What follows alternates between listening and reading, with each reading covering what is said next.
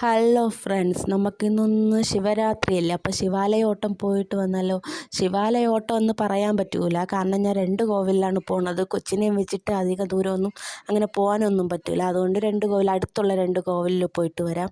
ഞാൻ ഇങ്ങനെ കേട്ടിട്ടേ ഉള്ളൂ, ഇതുവരേക്കും ഞാൻ അങ്ങനെ ശിവാലയോട്ടത്തിൻ്റെ അന്ന് ഞാൻ കോവിലിൽ പോയിട്ടില്ല.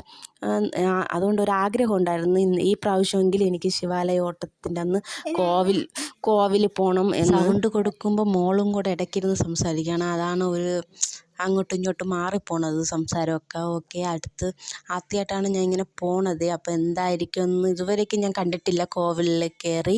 അപ്പോൾ ഇന്നെന്തായാലും നമുക്ക് പോയി ഒന്ന് നോക്കിയിട്ട് വരാം അവിടെ എങ്ങനെ ഇരിക്കും എന്നൊക്കെ, ആൾക്കൂട്ടം ഉണ്ടോ എന്നെല്ലാം.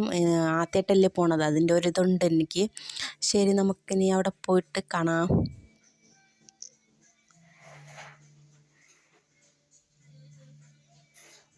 നമ്മൾ അവിടെ എത്തിയായിരുന്നു കേട്ടോ. വഴിയിൽ സത്യം പറഞ്ഞാൽ നിറയെ വണ്ടി, അങ്ങോട്ട് പോവാനേ പറ്റുന്നില്ലായിരുന്നു. അങ്ങനത്തെ നല്ല തിരക്കും ആൾക്കാരും.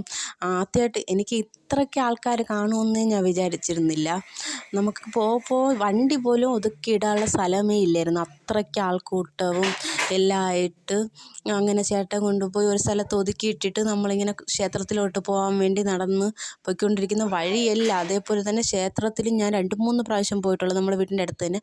ക്ഷേത്രത്തിൽ 2-3 പ്രാവശ്യം പോയിട്ടുണ്ടെങ്കിൽ ഇത്രയ്ക്ക് തിരക്ക് ഞാൻ കണ്ടിട്ടില്ല.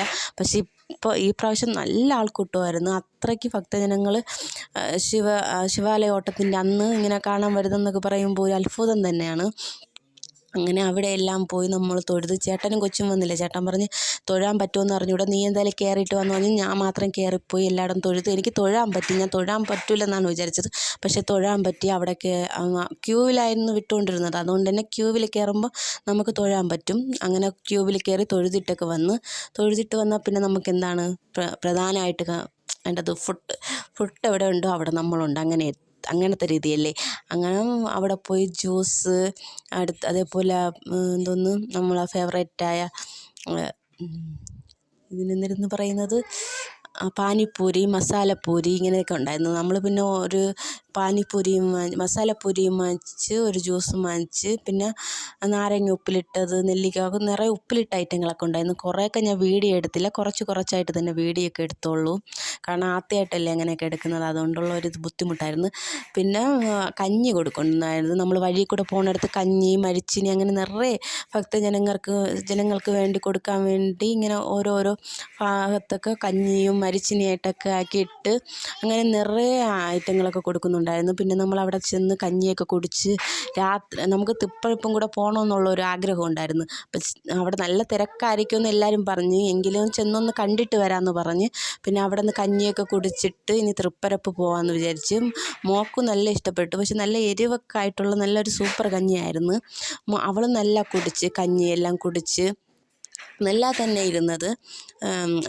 ഇന്നത്തെ ഒരു ദിവസം എന്ന് പറയുന്നത് എന്തോ ഒരു പ്രത്യേക ഒരു ദിവസമായിട്ടിരുന്നു. കാരണം എവിടെ നോക്കിയാലും ഭക്തജനങ്ങളും വണ്ടിയൊക്കെ പോകുമ്പോഴും കാവി കളറിലുള്ള ഇതെല്ലാം വെച്ച്, തുണിയെല്ലാം വെച്ച് കെട്ടി അങ്ങനെയൊക്കെയാണ് പോണത്. നല്ല ഒരു ഭംഗിയുണ്ടായിരുന്നു കാണാൻ. അങ്ങനെ എല്ലായിടവും കണ്ട് കഞ്ഞിയെല്ലാം കുടിച്ചിട്ട് ഇനി തൃപ്പരപ്പും കൂടെ പോയിട്ട് വരാമെന്ന് വിചാരിച്ചിട്ടാണ് നമ്മളിരിക്കുന്നത്.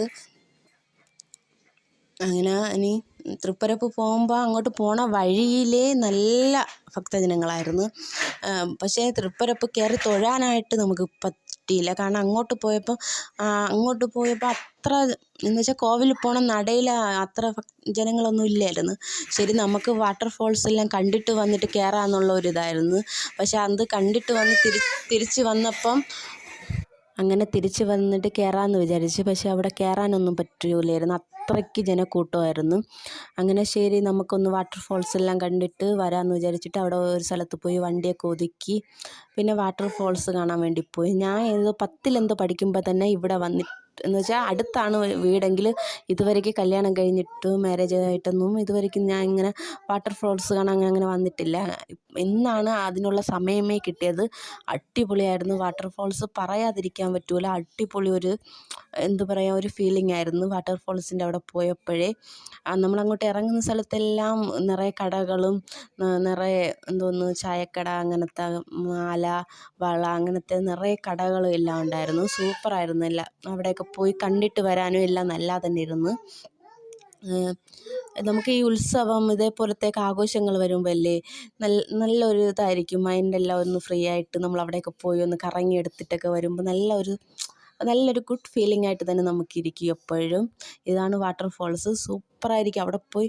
പക്ഷെ ഇന്നൊന്ന് കുളിക്കാനൊന്നും പറ്റിയില്ല, നമ്മൾ അതിനെ കണക്കാക്കിയതിൽ നിന്ന് പോയത്. പക്ഷെ അടിപൊളിയായിരുന്നു കാണാനും അവിടെ നിൽക്കാനും എല്ലാം സൂപ്പറായിരുന്നു. അപ്പോൾ ഇന്നത്തെ വീഡിയോ ഇത്രയേ ഉള്ളൂ. ബായ്.